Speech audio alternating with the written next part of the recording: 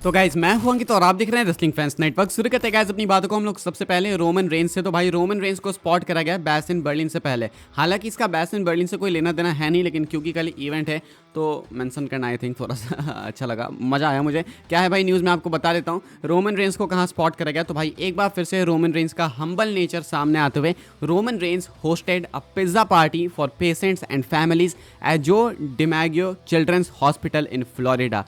तो Roman Reigns ने भाई एक हॉस्पिटल में, एक चिल्ड्रंस हॉस्पिटल में पिज्ज़ा पार्टी अरेंज कराई है पेशेंट्स के लिए एंड फैमिलीज़ के लिए। पिक्चर्स आपके सामने है, रोमन रेंस कुछ इस तरीके से अपने टाइम ऑफ को स्पेंड कर रहे हैं। एंड ये आप अक्सर देखोगे आजकल हाल फिलहाल में रोमन रेंस हॉस्पिटल्स जाते हैं या फिर एनजीओज जाते हैं, वहाँ पे अपनी साइड से कुछ स्पेंड करते हैं, लोगों को खुशियाँ देते हैं। इवन बैड बनी के कॉन्सर्ट में किसी को लेके गए थे रोमन, तो रोमन अपने फैंस के लिए बहुत कुछ कर रहे हैं। ऑफ स्क्रीन बहुत सारी चीज़ें चल रही हैं एंड कमाल की बात है कि रोमन अपने साइड से कभी भी इस चीज़ को ब्रैग नहीं करते हैं, कभी भी नहीं। ये आपको इधर उधर से पोस्ट करते हुए लोग दिख जाएंगे, तो इससे इनफ आइडिया लगता है कि रियल लाइफ में रोमन रेंस का नेचर कैसा है। रोमन रेंस हो गए, जॉन सीना हो गए, कोडी रोड्स हो गए, या फिर रॉक को भी शायद मैं मेंशन करना चाहूंगा। ये कुछ ऐसे टैलेंट्स हैं ना भाई जो इतने हम्बल हैं इन रियल लाइफ की मैं बता ही नहीं सकता। कोडी रोड्स को मैं आए दिन देखता हूँ भाई कि लोगों की विशेष पूरी करते हैं, लोग उन पे भी झुंझलाते हैं कि भाई इसने ये नहीं करा वो नहीं करा, लेकिन उनसे जितना हो सकता है वो करते हैं। रोमन रेंस के बारे में आप सब कुछ आमने सामने देख ही सकते हो, सब आपके सामने। रॉक को तो मैंने देखा था भाई किसी को एक पूरा घर गिफ्ट कर दिया था रॉक ने,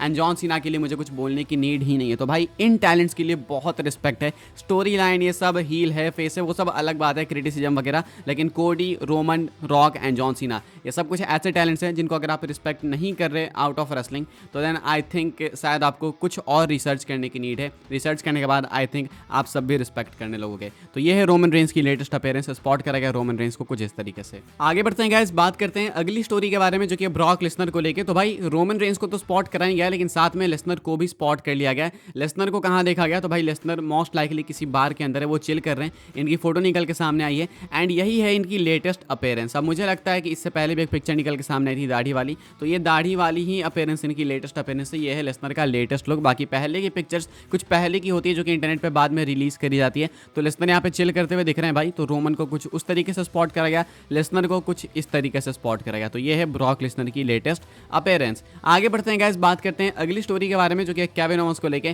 केविन ओवंस गाइस एड्रेस करते हैं अपने फ्यूचर को कि आगे जाके केविन ओवंस क्या करने वाले हैं, क्या है इनका रेसलिंग फ्यूचर, वो मैं आपको बता देता हूँ। केविन ओवंस बात करते हैं एक इंटरव्यू में एंड कमेंट कुछ ऐसा करते हैं, I don't have a decade left here, another 5-6 years और something if the opportunities are there and the circumstances are right. कहते हैं कि शायद ज़्यादा टाइम मेरे पास बचा नहीं है, ऐसा नहीं कि मैं आगे आने वाले एक डेकेड में कंपीट करता रहूँगा, यानी कि 10 साल तो पॉसिबल नहीं, लेकिन हाँ 5 या 6 साल शायद मैं और कंपीट करूँ, या फिर उसके भी आगे थोड़ा सा अगर अपॉर्चुनिटीज़ एंड सर्कमस्टेंसेस सही हैं तो ऐसा कुछ कहना है केविन ओवंस का। अब रैंडी ऑर्टन तो 2029 तक होने वाले हैं, ये अभी वापस से रिपोर्ट निकल के सामने आई कि रैंडी ऑर्टन 2029 तक तो बिल्कुल लॉक है, वो होने वाले कंपनी के अंदर। केविन ओवंस भी आई गेस वहाँ तक जाएंगे ही जाएंगे। तो ये रैंडी ऑर्टन हो गए, केविन ओवंस हो गए, ये जो टैलेंट्स है वो 2029-30 होते होते रिटायर होंगे। तो उस टाइम पे भी आपको काफ़ी कुछ सहना पड़ेगा, हमें काफ़ी कुछ सहना पड़ेगा। अभी तो भाई जॉन सीना अगले साल रिटायर होंगे, उसके बाद धीरे धीरे अभी ये पहले के ओजी सुपरस्टार्स निकलते ही जाएंगे, धीरे धीरे रिटायर होते जाएंगे। तो यहाँ से भाई अब कहीं ना कहीं आपको भी वो फील होने वाला है कि यार कहीं चाइल्डहुड छूटा जा रहा पीछे।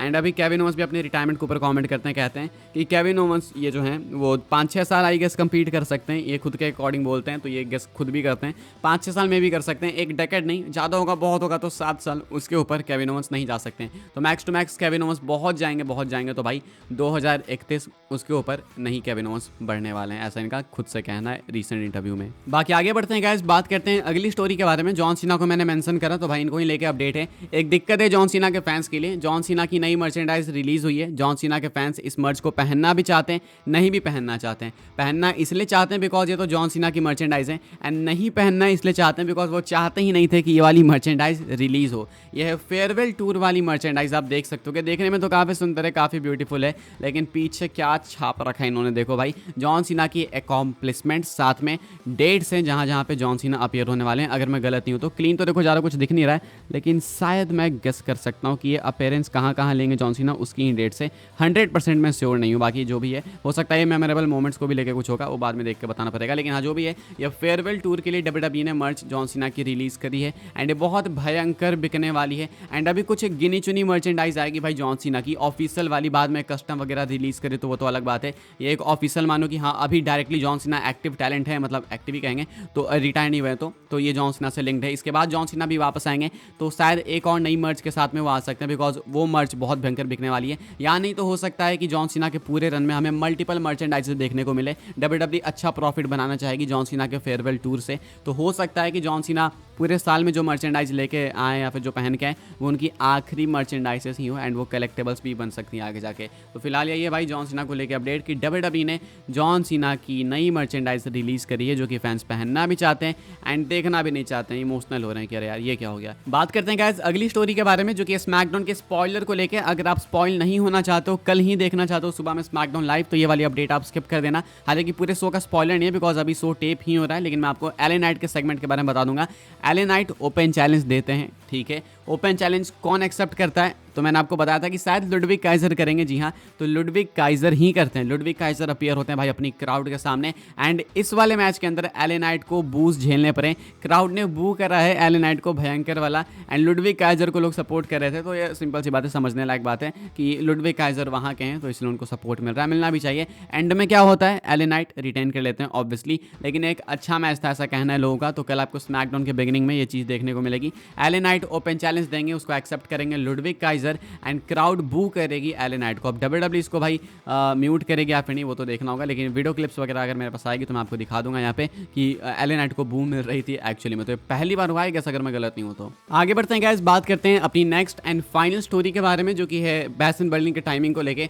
अभी भी मैं देख रहा हूँ भाई काफ़ी सारे लोग ही कंफ्यूज हैं बैसन बर्लिन के टाइमिंग को लेके। तो मैं आपको बता देता हूँ भाई, बैसन बर्लिन कल आने वाला है 31 को, 31 अगस्त को रात में 10:30 में। ये शो चालू होगा 31 अगस्त की रात को, ख़त्म होने वाला है 1 सितंबर, बिल्कुल अर्ली मॉर्निंग। यानी कि एक्सपेक्ट कर रहा हूँ मैं कि शायद 2 बजे तक ये शो खत्म हो जाएगा, मैक्सिमम जाएगा तो 2:30, उससे ऊपर नहीं जाने वाला है। तो कल रात को 10:30 बजे आप बैसन बर्लिन देखोगे। कहाँ देखोगे, तो भाई सोनी नेटवर्क पे देखोगे। 10/1 का मैं कंफर्म कह सकता हूँ, 10/3 का नहीं कह सकता, कभी वहाँ पे दिखाते हैं कभी नहीं दिखाते हैं।